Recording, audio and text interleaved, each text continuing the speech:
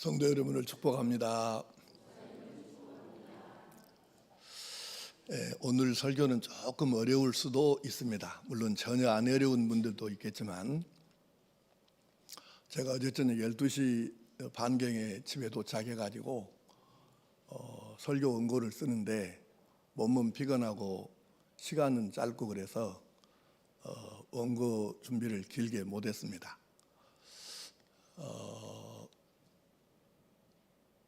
좀 원고를 이제 쉽게 써야 하는데 시간이 있어야 쉽게 쓰는데 시간이 짧으니까 쉽게 풀어서 이렇게 작성하기가 어려워서 조금 어려울 수 있어요. 그런데 아주 중요한 설교입니다. 그래서 잘 새겨서 들으셔서 여러분의 것으로 잘 소화할 수 있기를 축복합니다. 다윗은 하마터면 일생을 아버지의 양을 기르다가 인생 끝낼 뻔했습니다. 베드로는 하마터면 일생을 갈릴리 호수의 어부로 살다가 인생을 마칠 뻔했습니다. 바울은 하마터면 일생을 예수 믿는 사람들을 잡아 죽이는 데 앞장서다가 그렇게 인생을 끝낼 뻔했습니다. 야곱은 하마터면 사기꾼으로 아버지도 속이고 자기를 거두어 주었던 외삼촌까지 속이면서 사기꾼으로 살다가 인생을 끝낼 뻔했습니다. 삭개오는 하마터면 민족의 배신자로 그렇게 살다가 인생을 끝낼 뻔했습니다. 아모스는 하마터면 일생을 농부로 살다가 끝낼 뻔했습니다. 그런데 그 다윗은 목동으로 살다가 변화되어서 이스라엘 최고의 선하고 위대한 왕으로 완전히 새롭게 바뀌어진 인생을 살다가 인생을 마감했습니다. 베드로는 어부로 살다가 예수님의 제자로서 완전히 달라져서 하루에 3,000명에게 회개시키고 세례를 베푸는 비교 자체가 성립이 안 될 정도의 인생을 살았습니다. 바울은 기독교인을 박해하는 박해자로 살다가 전도자로 바꾸어져서 완전히 새로운 삶을 살다가 이 세상을 떠났습니다. 삭개오는 세무서장으로 살다가 덕을 베푸는 선한 사람으로 완전히 새 사람 되어 살다가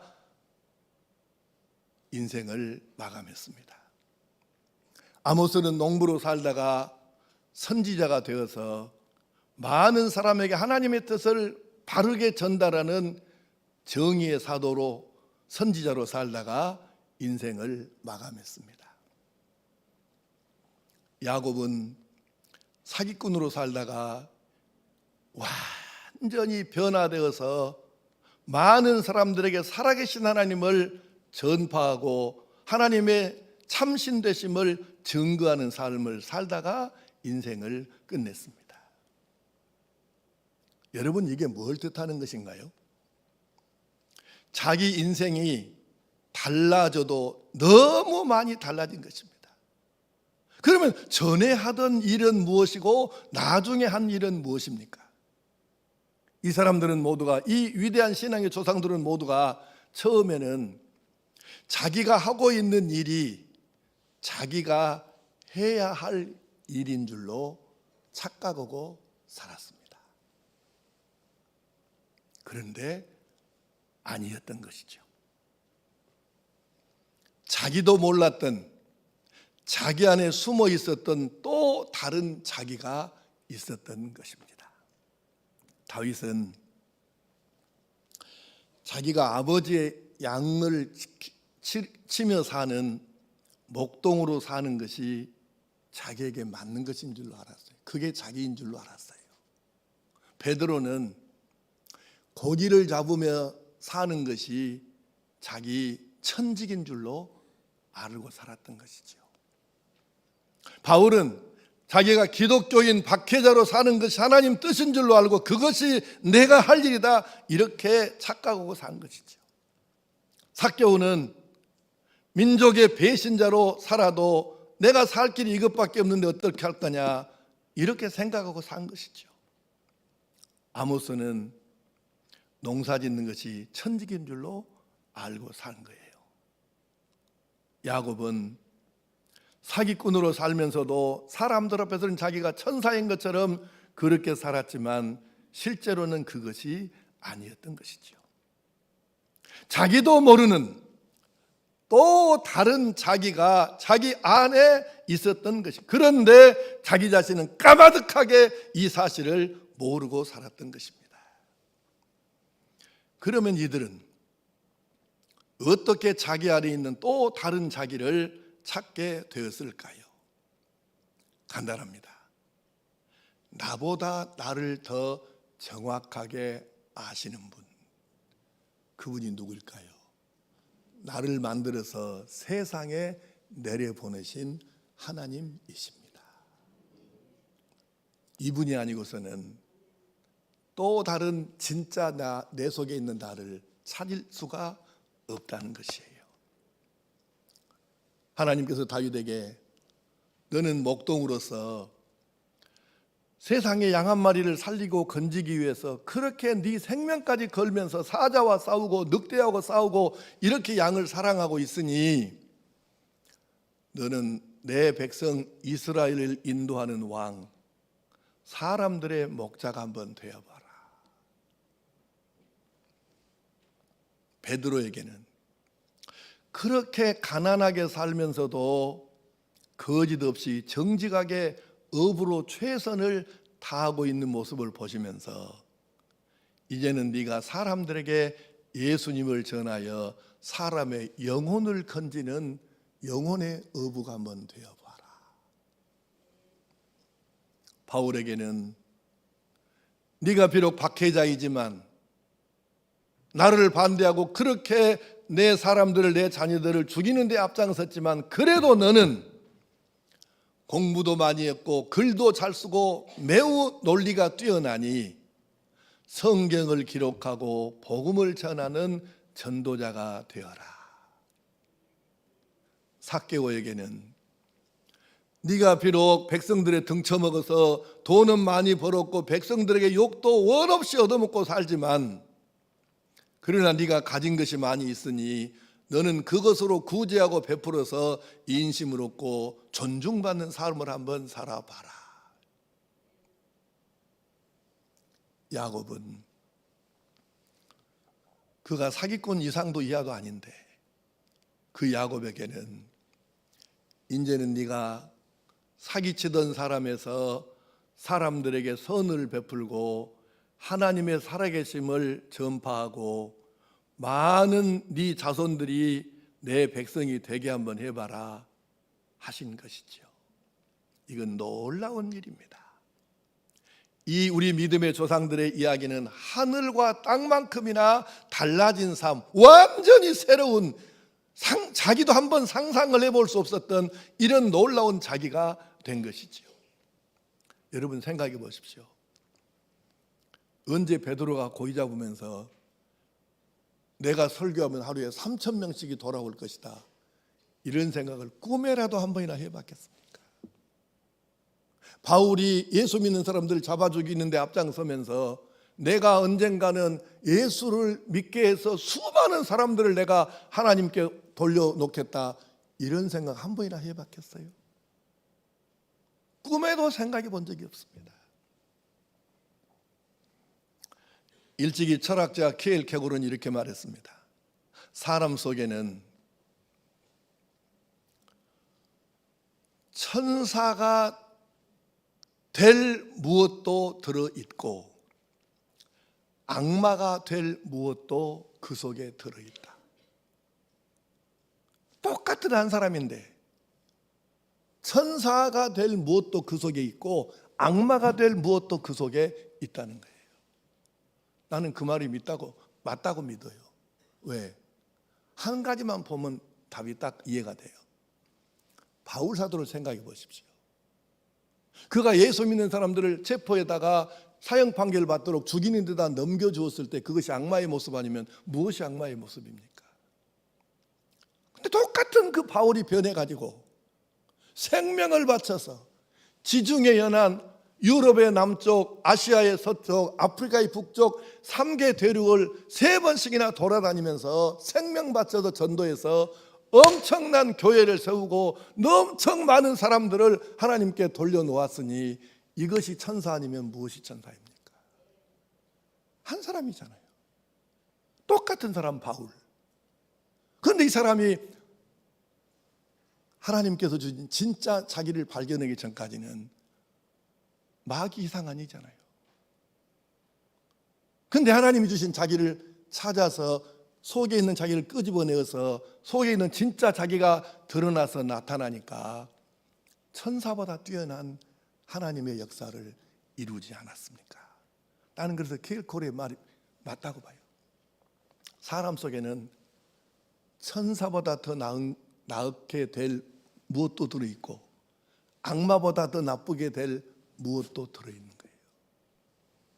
사람은 하나님을 따라 하나님께서 주신 재능과 꿈을 따르면 천사를 능가할 수 있고, 마귀를 따라 마귀가 끄는 대로 사용되어지면 악마처럼 살아갈 수 있다는 것이죠. 모든 사람에게는 하나님께서 의도하시고 설계하신 내가 있어요. 그런데 하나님께서 의도하신 내가 아니라 세상을 따르고 죄를 따르고 마귀의 감동을 따르면서 하나님께서 의도하신 나와는 전혀 다른 엉뚱한 나로 살아버리는 경우가 있다는 것이죠. 아주 많은 사람들이 안타깝게도 그렇게 살고 있는 것입니다. 그러면서 그것이 자기라고 착각하고 사는 거예요. 아닙니다. 그것은 자기가 진짜 자기가 아니에요. 사랑하는 성도 여러분, 하나님께서 의도하신 나하고 현재 드러나 있는 나하고 같으면 좋은데 다르면 그 사람 마음에는 진짜 평안이 있을 수가 없는 거예요. 왜? 진짜 나하고 가짜 내가 달라가지고 이게 둘이 거하는데 어떻게 거기에 참된 평안이 있겠습니까? 있을 수가 없는 것이지요. 자기도 자기가 마음에 안 드는 것이지요. 자기도 자기가 불만입니다. 그래서 자기 마음에 참된 평안, 주님의 평안이 없어요. 왜? 하나님께서 의도하신 진짜 내 모습으로 살지 않기 때문에.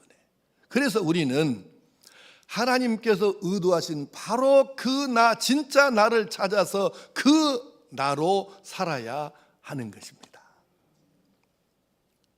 잘 기억하십시오. 다윗이 목동으로 사는 것, 베드로가 어부로 사는 것, 아모스가 농사를 지으며 사는 것, 이 자체가 문제는 아니에요. 절대로 나는 농부가 뭐 하찮다거나 어부가 하찮다 그런 뜻으로 지금 설교하는 게 아니에요. 그 말이 아닙니다. 베드로가 어부로 평생 살다가 죽는 것하고 예수님의 사대가 되어서 하루에 3,000명씩 회개시켜서 세례 주는 것하고 어느 것이 더 많은 사람에게 선한 영향력을 끼칠 수 있는 것이냐, 그거를 지금 얘기하는 거예요. 생각해 보십시오. 다윗이 목동으로 살다가 죽는 것은 하나님의 의도가 아니에요. 베드로가 어부로 살다가 죽는 것도 하나님의 의도하심이 아니에요. 마찬가지로 바울이 일생을 예수 믿는 사람 잡아다가 죽이는 것으로 인생 끝내는 것, 그건 하나님의 의도가 아닙니다. 삭개오가 일생을 민족의 배신자로 살다가 인생 끝나는 거 하나님의 의도 아닙니다. 야곱이 일생을 사기꾼으로 살다가 죽는 것 하나님의 뜻이 아니라고요. 아니라니까요. 아모스가 일생을 농사짓다가 죽는 것, 그거 하나님의 뜻 아닙니다. 이것은 나이도 상관없고 학력도 상관없고 성별도 상관없고 재산도 상관이 없어요. 베드로가 학력이 있었어요. 베드로가 갈릴리 수산고등학교를 나왔습니까? 해양대학교를 나왔습니까?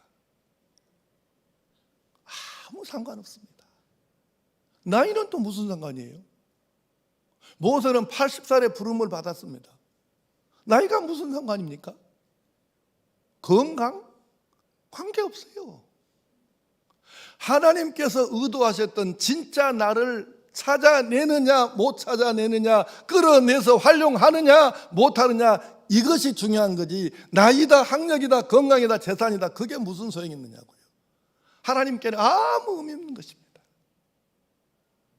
100살이라고 일 못하고 가난하다고 일 못하고 이런 건 아니잖아요.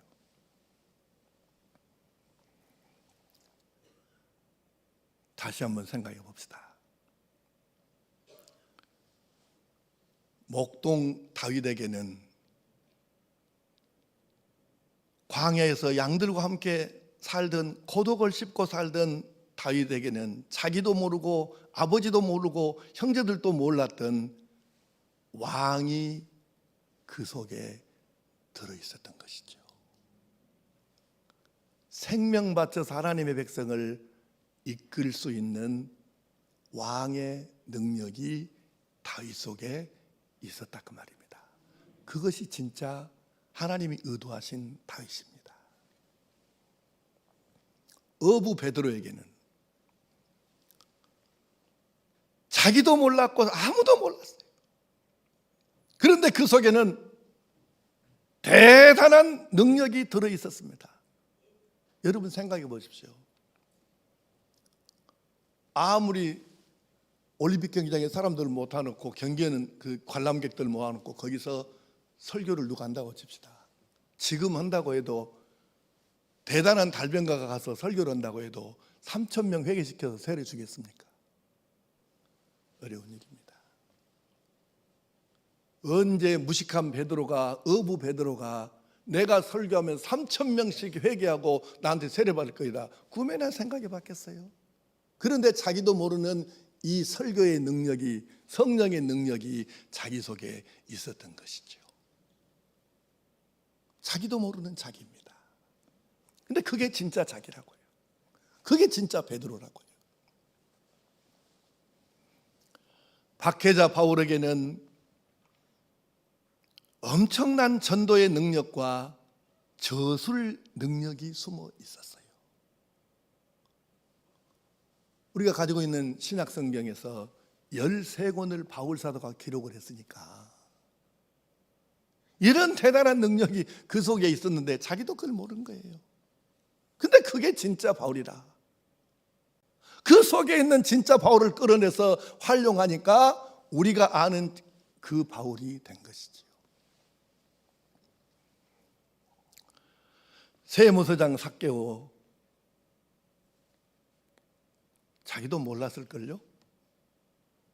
그 사람들에게 저 나쁜 놈, 매국노, 저 아이고 저 죄인, 이렇게 아마 욕 얻어먹는 것이 배부르는 것이라면 삭개오는 배가 불러서 배 터져 죽었을 것입니다. 하도 사람들에게 욕을, 매국노라고 욕을 많이 얻어먹었고, 그렇게 욕 얻어먹는 이 삭개오인데 세상의 그 삭개오 마음속에, 자기도 모르는 자기 속에 사람들을 불쌍히 여기고 가난한 사람을 불쌍히 여기고, 그래서 인자하고 따뜻한 그 자기가 속에 있는 것을 자기도 모르는 거예요. 예수님을 만나고 나니까 그것이 드러난 거예요.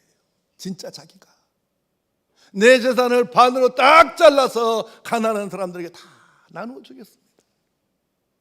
이 따뜻한, 이 사랑의, 이 인자한 삭개오가 그 속에 있는지를 누가 알아봤느냐 그 말이에요. 근데 그게 진짜 삭개오라.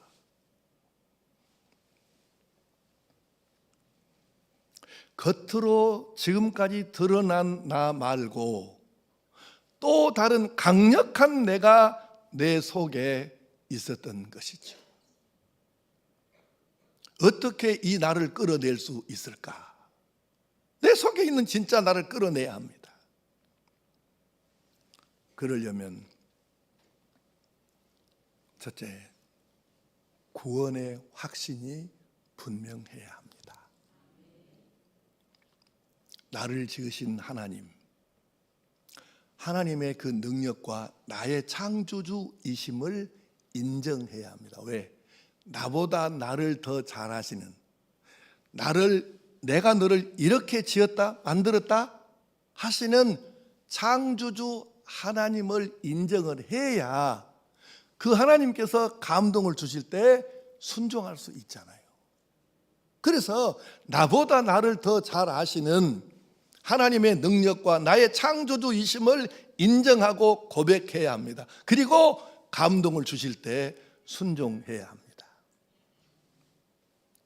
또 하나는 영성이 깊어야 내 속에 있는 나를 끌어낼 수 있어요. 우리 기독교에는 영성학이라는 게 있습니다. 이 영성학은 뭐 한마디로 정의할 수도 있지만 영성학의 대가들이 있어요. 뭐 초대교회도 있었고 중세시대에도 있었고, 그리고 이제 최근에는 얼마 전에 세상을 떠난 헨리 나우엔 같은 이제 현대의 대단한 영성가도 있죠. 그래서 혹시 관심 있는 분들은, 나도 이제 이분 책은 다 가지고 있는데, 헨리 나우엔의 영성에 관심이 있는 분들은 헨리 나우엔의 책을, 번역된 책만도 우리나라에 지금 한 15권 이상 나왔어요. 한번 사서, 이거는 성경 읽듯이 묵상하는 마음으로 읽어야 좀 깨달을 수 있어요.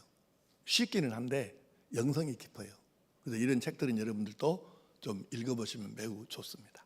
근데 이제 가장 현대에는 헨리 나우엔 같은 영성의 대가도 있고, 그리고 이제 우리 기독교 역사에 많은 영성의 대가들이 있는데, 이분들이 그 깊은 영성을 가지고 하나님 앞에서 이제 궁금한 것을 풀어가는 거예요. 지난날 그렇게 말도 안 되는 인생을 살다가 어떻게 갑자기 저렇게 인생이 뒤바뀔 수 있지? 이거를 연구하고 묵상하고 성경의 답을 찾다 보니까 답을 찾았어요. 그분들이 어떤 답을 찾았느냐? 그들이 살다가 영성이 깊어질 때에 자기 속에 있는 자기를 깨닫게 되는구나. 영성이 깊을 때에 아직 안 드러난 숨겨진 진짜 나를 찾아낼 수 있구나. 이거를 깨달은 겁니다. 영성입니다. 그래서 이렇게 이걸 깨달은 분들이 이제 주로 이제 뭐 사막 수도원, 광야 수도원 뭐 이렇게 불리는 그런 수도원에서 있는 분들이 이제 그 글 중에 이런 관용 문구가 나와요. 무슨 얘기냐면, 네 속에 있는 진짜 너를 찾아서 끌어내라. 그래서 이제 그 말도 다른 말로 하는데, 우리나라에 한옥 목사라고 유명한 분 있죠. 오늘 이렇게 부목사하다가 지금 이제 개척해가고 교회에 있는 분이 있는데, 이분이 책을 여러 권을 썼어요. 그 중에 한 권이 제목이 뭐냐면 네 안에 있는 거인을 끌어내라. 이게 지금 한옥 목사님이 자기가 이 책 제목을 지은 게 아니고 빌려온 거예요. 영성의 대가들이 쓴 그 묵상집 글 중에서 제목을 차용한 거예요. 다시 말하면 그 영성의 대가들이 한 말입니다. 그 말이 네 속에 잠자고 있는 영적인 거인을 깨워서 끌어내라. 거기서 따온 거예요. 그러니까 여러분, 우리가 영성이 깊어지잖아요.